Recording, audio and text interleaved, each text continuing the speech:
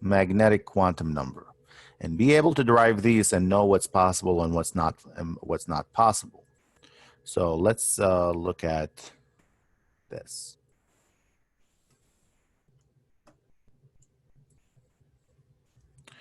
So we said that if we have n equals 1, L can be only 1, a 0. So that's an s orbital.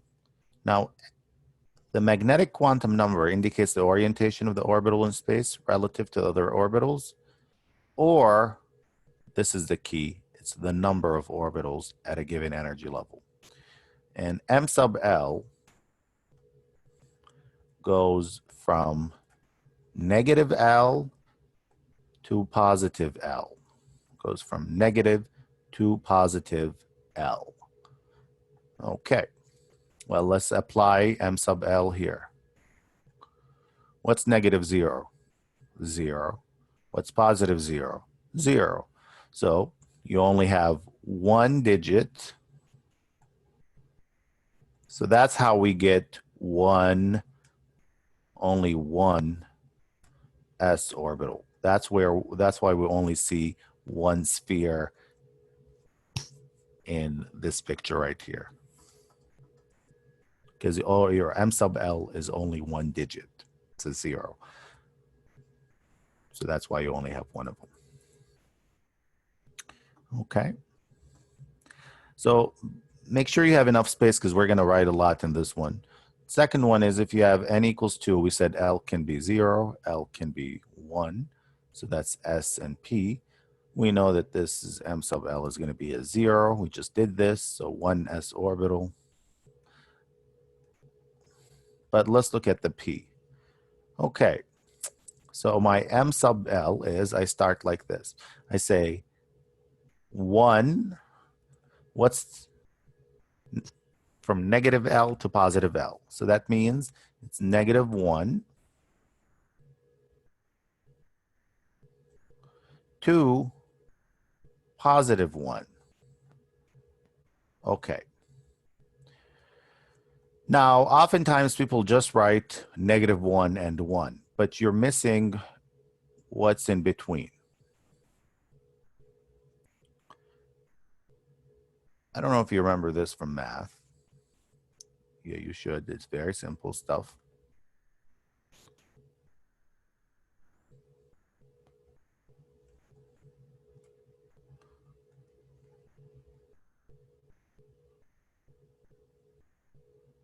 Let's say it's negative 4 like this.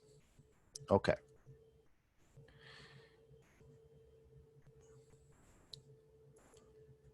If I'm starting from negative 1 right here, and I want to go to positive 1 right there, it means I have a 0 in between.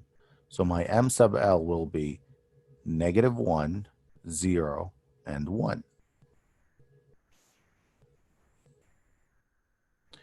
So therefore, m sub L will be negative 1, 0, and 1. Okay, how many digits do you have here? 3 digits. So 3 digits correspond to 3 p orbitals. And that's why you see 3 right here. Here they are. One along the x-axis, one along the z-axis, one along the y-axis.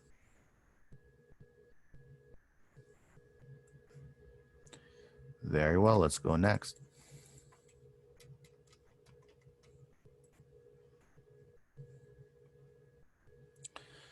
N equals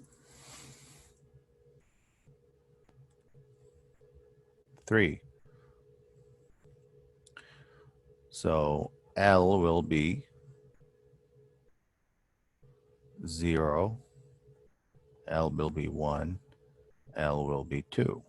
We already did these. M sub L will be 0.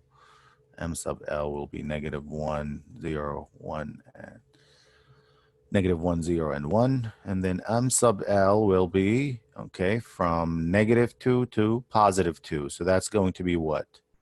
Let's look at the one right here on the top. So we're starting here. and we're going to the 2. So we have -2, -1, 0, 1, and 2.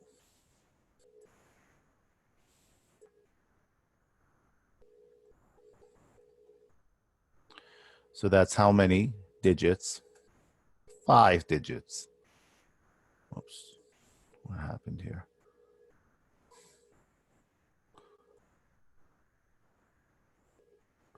So you have 5 d orbitals.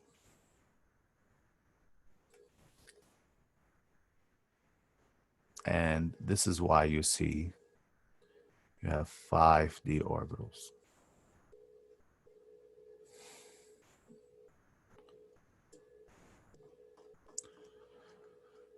Now remember, you still have, the 3p orbitals, and we're going to talk about electrons. So all of this is fair game. If you have a quiz or a test, you should be able to derive these numbers and understand what each number is there for. So you have 1s orbital.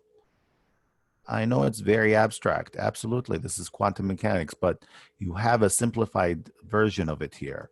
So make sure you make sense of those numbers. Those are not just numbers out there that you're deriving. You have to understand what they mean. So for example, I'll give you what I mean.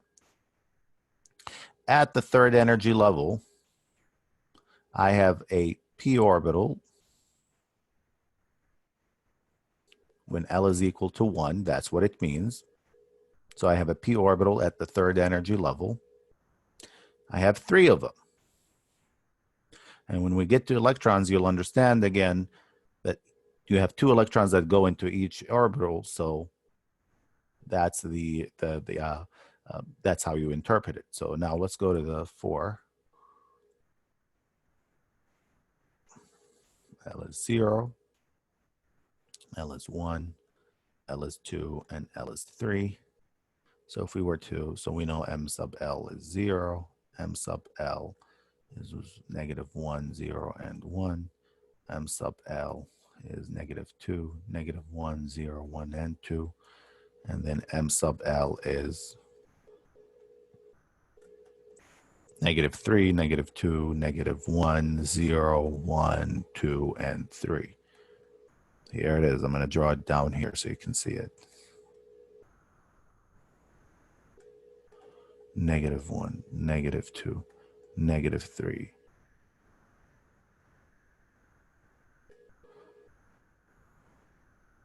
1, 2, 3.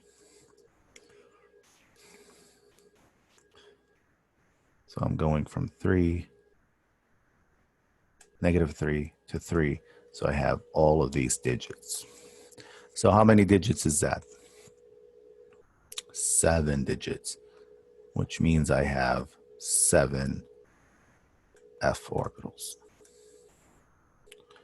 So you see how now you have shells, you have subshells, and you have, within those subshells, you have compartments, like how many of those orbitals you have. Finally, the spin magnetic number is not related in the sense you don't have to derive it from there. So that's good news. M sub L is the spin of the electron. It either spins clockwise or counterclockwise. So M sub S, anything spherical in the universe spins clockwise or counterclockwise. So M sub S can be either +1/2 or -1/2 for a single electron. So it can't be +1/2 and then -1/2. No, it has to be one or the other. Okay. So +1/2 is usually clockwise and negative is counterclockwise.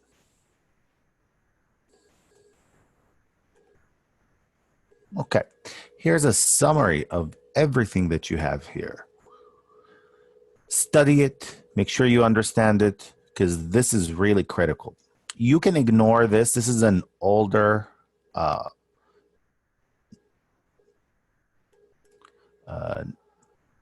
letters. Those letters are from an older system, but I mean I can include them, but they're usually included. But I'm not going to ask you questions about it. But here's the energy level, the principal quantum number. If you have 1, the orbital quantum number would be 0, the L, and it would be just 1 subshell. Here it is. The spin is either plus or minus, and the maximum number of electrons can be 2. We're going to get to that in a second. And if you have the second shell, principal quantum number, you can get 2s and 2p. That 2s means, again, at the second energy level, and then it's an s orbital. 2p, you have 3 of them from here. The spin for each electron can either be plus 1/2 or minus 1/2, and you can put 6 electrons. You multiply them by 2, and so on and so forth. So make sure you study this. You understand that you don't even have to memorize it. You just have to, again, just look at it and make sense of it. That's all it is. So here are your orbitals.